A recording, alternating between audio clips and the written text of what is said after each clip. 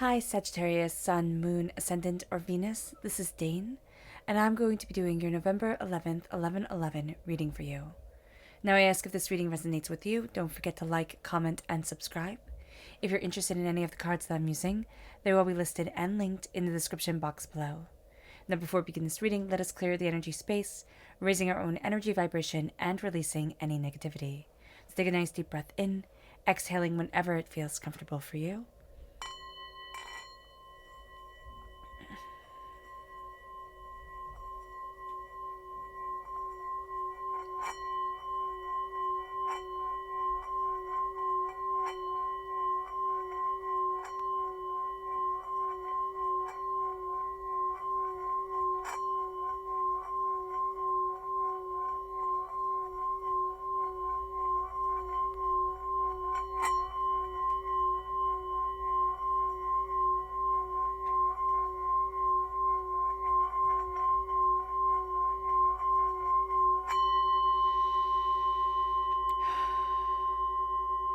Releasing all negativity from the body like storm clouds. Letting yourself feel calm, centered, and at peace as we enter into this safe and loving space. Let's let the bowls sing as we see what the tarot has to say.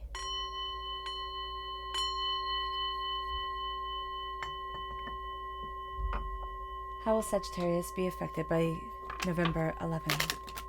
Angels and spirit guides, show me clearly.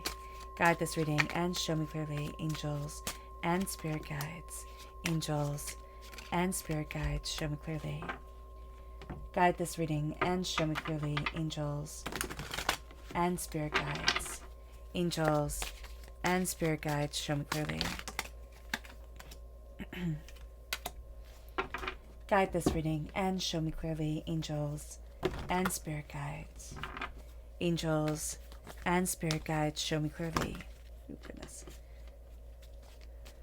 Guide this reading and show me clearly. Angels and spirit guides.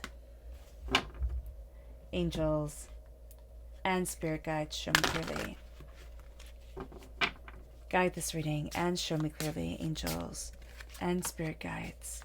Angels and spirit guides, show me clearly. At the bottom is our rooted self. The left-hand side is our inner self. The middle, our heart, our emotional self. The right-hand side, the public arena, the public self. So let's see what the cards have to say. We have the Death card, which is Scorpio energy. If we're born on the cusp with Scorpio, or we have Scorpio within our chart, it's coming through very powerfully here. If we have Scorpios within our lives, they affect us at our root. They have a tendency to kind of get us off balance or be absolutely everything to us. So do be aware of that. And then we have the Wheel of Fortune. Everything is changing. Everything is changing, and we ourselves are changing.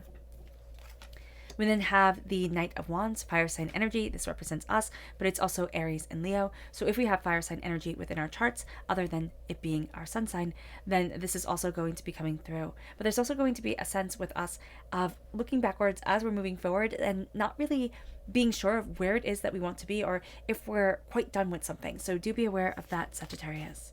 Then we have the Seven of Pentacles, which is patience, but there's also a sense of prosperity well earned. It's kind of like treat yourself type of mentality going on here with the shopping bags and the pentacles, but there's this sense of wealth coming forward.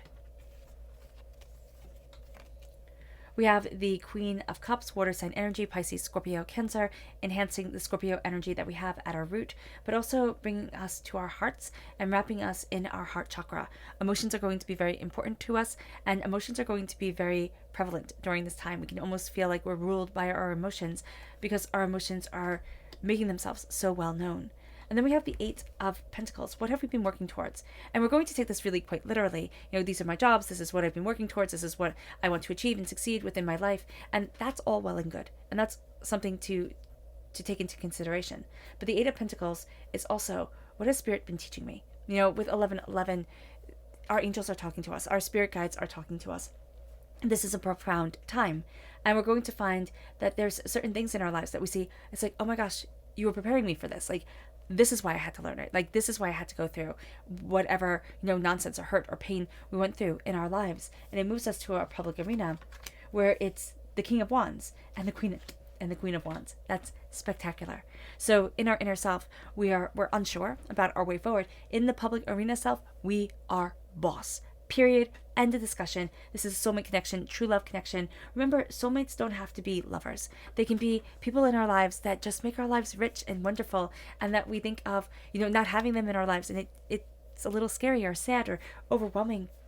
So here we have that beautiful soulmate connection coming through. We also have the fact that we're a powerhouse coming through during this time, which is awesome. Absolutely awesome. Let's look at the energy we need to be mindful of. Angels and spirit guides, show me clearly. Guide this reading and show me clearly. Angels and spirit guides. The Hermit. Now this is Virgo energy. This is also a sense of becoming too insular, not stepping out into the world enough during this time. This can be a day where we get in our own heads, and we're very much guided by people who get in their own heads and can kind of freak themselves out and freak us out right along with them. So just be aware of this during this time. That yes, it's great to connect, and it's a perfect day for meditation and spiritual guidance, most definitely. But we need to be mindful of the energy we're letting in, and we need to be mindful of not shutting out the rest of the world. It moves us to our chakra energy. Angels and spirit guides, show me clearly. Guide this reading and show me clearly, angels and spirit guides. And this is soul's healing. This is the soul star chakra located 6 inches above our crown. This is us healing. This is us being healed. This is us moving forward towards something more than we expected. And there's this healing light raining down on us, this sense of security, this sense of beauty, this sense of connection. Now, on the 11th of November, 11/11, this is a day that also falls, the first quarter moon falls on. And this first quarter moon is in Aquarius. And Aquarius brings love and our dreams to the table, to the forefront. But it also has us here with the first quarter moon assessing the situation.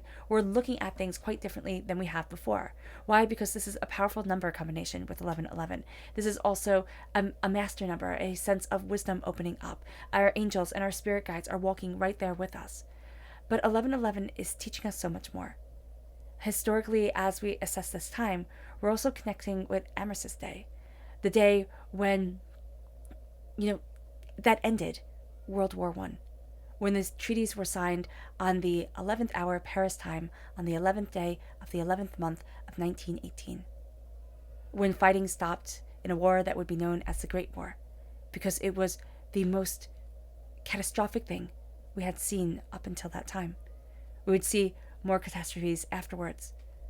But the Great War was a turning point in our world and in the world of loss. The Commonwealth takes a moment, takes 1 minute on the 11th hour, on the 11th day of the 11th month to remember. And our souls on this day remember loss, remember pain, remember hurt, because of the way it shook our world, the way it shaped our world. 11/11, November 11th, is also known as Global Gods Day, where all religions and all faiths get worshipped, all gods get seen. Angelically, 11/11 is telling us our angels are connecting with us and to pay attention. Paying attention is important on this day because we are surrounded with surroundings and emotions that are bringing us our angel's message, that are leading us forward. As star seeds, 11/11 appears as we are awakening to our spiritual path and our mission on earth. As spiritual beings, 11/11 has us reflecting on why we're here and where we're going. 11/11 also represents the spiral twin strands of our DNA coming into consciousness. 11/11 holds the doorways that open to us. 11/11 guides us and tells us to be conscious and to be aware, because we are waking up. We are waking up and we are paying attention to our deeper needs and our deeper self.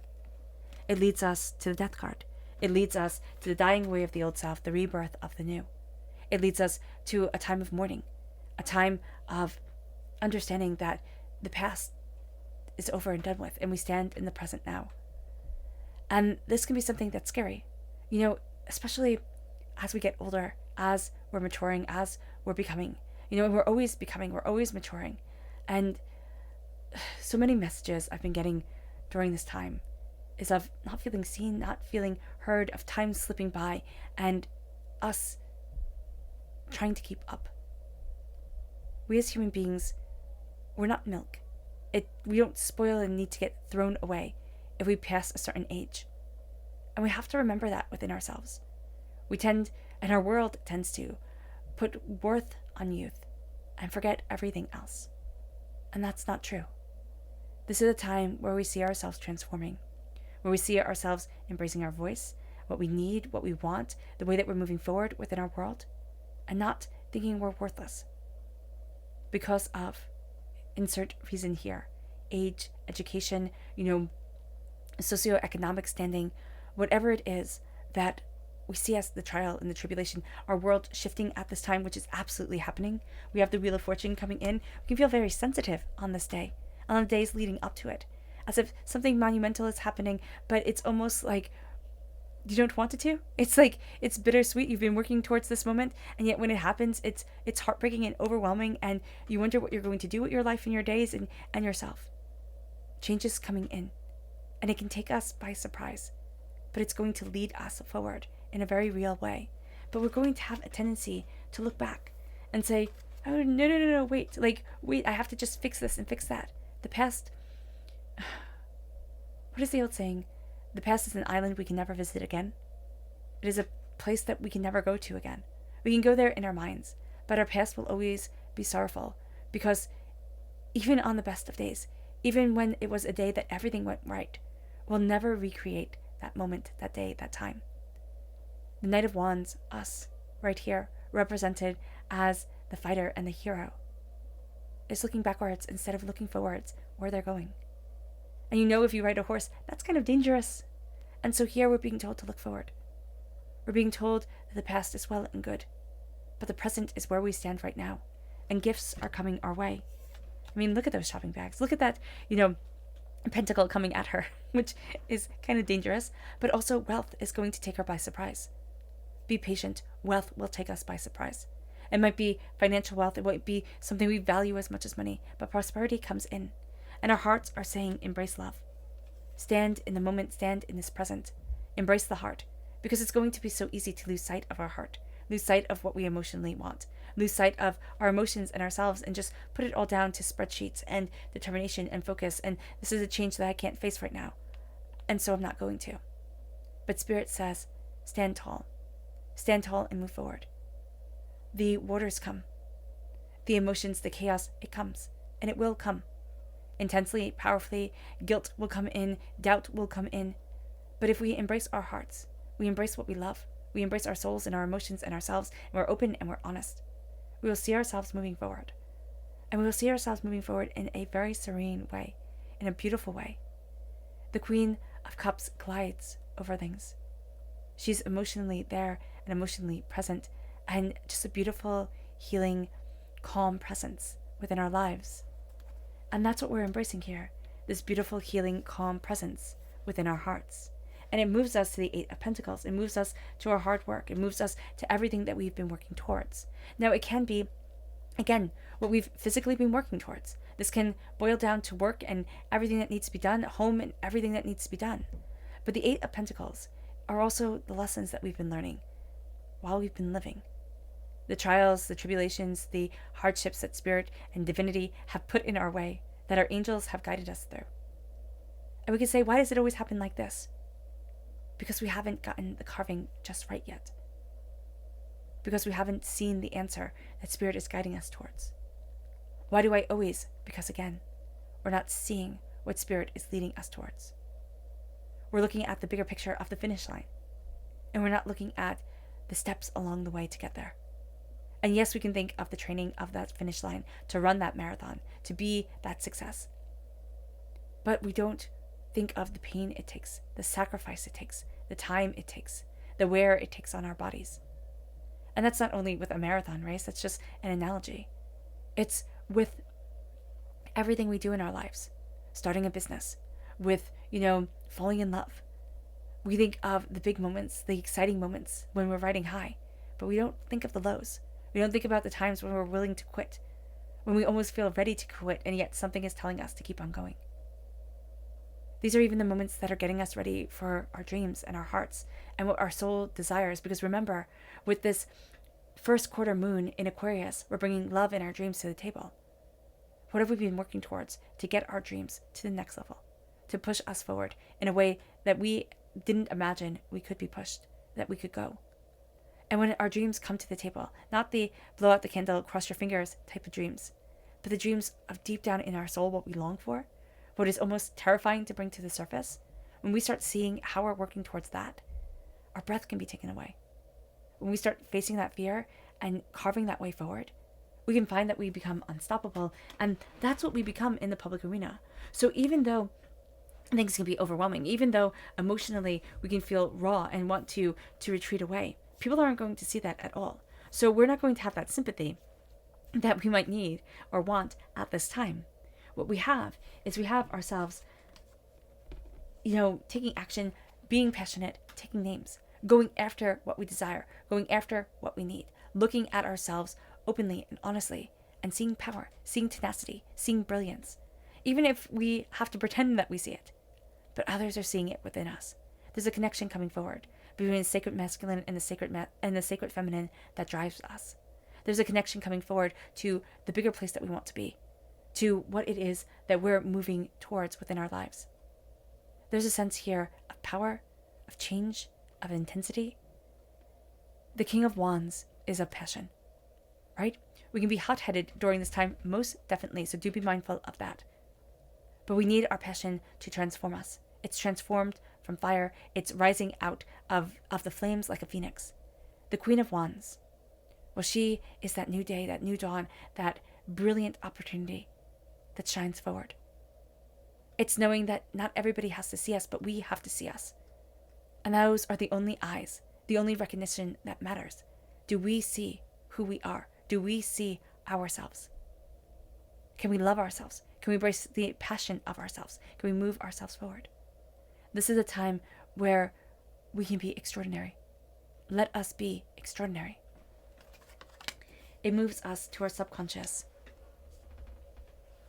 energy to be mindful of, and it's the Prince of Pentacles. Be mindful of hidden words around money. Be mindful of things being buried, secrets coming forward. Be mindful of this. Or what we value as much as money. What we say, oh, this is like gold to me. Our subconscious chakra energy is forgiveness, the heart chakra. This isn't just forgiving others. And I say just forgiving others. Sometimes forgiving somebody is not hard. It's not easy at all. It's one of the hardest things we do. But this isn't bestowing that forgiveness on somebody else. It's something even harder. It's forgiving ourselves. It's forgiving ourselves for the pain and the hurt that we have been through. For being too little to say anything or to know better. It's forgiving ourselves for knowing better and yet staying when it just wasn't working out. It's forgiving ourselves for selling ourselves short, for going through those hard times because we couldn't see our worth. It's forgiveness. It's the opening of our heart chakra. It's connecting with ourselves emotionally and lovingly, which is what the Queen of Cups is calling us to do. Our subconscious rooted message is the Lovers, Gemini energy. But it's falling in love, and it's having passion come forward. But it's not falling in love with what we think we're supposed to fall in love with. It's not the optics are right. It's falling in love and truly seeing what needs to be seen. The good, the bad, and the ugly, and the in-between. It's looking at ourselves and saying, what do I love? What am I passionate about? What do I desire? It's not, please love me. Please see me. Please understand me. It's first loving and seeing and understanding ourselves, which is astounding. Subconsciously, we're moving towards love. And that can be terrifying, but also brilliant. It moves us to our subconscious inner self. And that's the Fool. It's taking that step. It's going on that adventure. It's saying, the world might see me a fool, and I might see myself at times as being absolutely foolish for believing in this dream, for going after this, for taking this risk that others will not take. But I am moving in the direction that I need to go. And I am embracing the dream that I absolutely have. The Fool is knowing that every single hero starts off their hero's quest as a fool, as a person that people mock and do not understand. It moves us to our subconscious emotional self. The Two of Pentacles, finding balance. We're going to be so busy balancing everything else for everyone else, emotionally, in the public arena, inwardly, that we're going to forget that we need to be balanced, that our feet need to be firmly on the ground, that the emotions come in intense and overwhelming, but we come forward, beautiful, serene, and aware. We need to see ourselves, and we also need to understand that not everything is going to be as it seems, but that comes by gaining our footing and being aware and embracing our endless prosperity, and the fact that prosperity doesn't necessarily mean what we are envisioning. It moves us to our subconscious public arena self, and it's the Two of Wands. I love it because we have two wands right here, right? And two wands, right? 11 coming forward, and then the Two of Wands. 11. Here it says unity. It's a new world opening to us. It's seeing things beyond our front door. It's looking at the horizon and being able to say, I can step forward to this. I can be this. I can embrace this. I can move forward this way. It's opening up the door, and it's walking through. Time of doorways, a time of beginnings. All right, Sagittarius, I hope this reading has resonated with you. I wish you nothing but light, love, peace, and happiness. May harmony always be with you. I'm sending loving, healing energy to each and every one of you. I love you all, and stay safe. Let's end this reading with a meditation, a clearing away of negative energy, a raising of our positive energy as we embrace 11:11, as we embrace this day and this angelic time. So take a nice deep breath in, exhaling whenever it feels comfortable for you.